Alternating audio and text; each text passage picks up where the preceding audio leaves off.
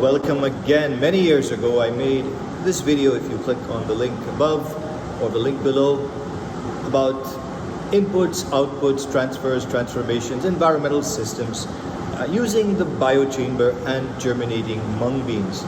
Today, over a decade later, I return to this activity in a different place, of course a different time, to use a slightly different biochamber with some different seeds. Today we are using these germinating seeds of the red bean, Phaseolus vulgaris. You can see here they are germinating, and germinating seeds are supposed to be using quite a lot of oxygen in respiration, producing lots of carbon dioxide. So let's come across here and take a look. And here you can see our carbon dioxide and oxygen sensors are set, calibrated, and ready to record data. That is the ambient oxygen concentration and carbon dioxide concentration.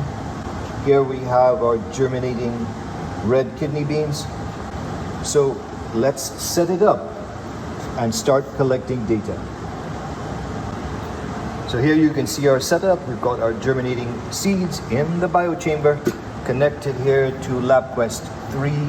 Data is being collected at a rate of 1 sample per minute for 60 minutes. And in 60 minutes, we'll check in and take a look at the graph to understand about the behavior of this system here, to understand about its inputs, its outputs, its transfers, its transformations. We'll discuss why this is described as a system, and we'll discuss why this entire setup can be described as a closed system.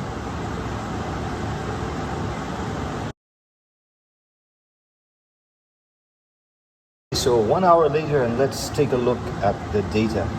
We see that CO2 levels have been rising, oxygen levels have been falling.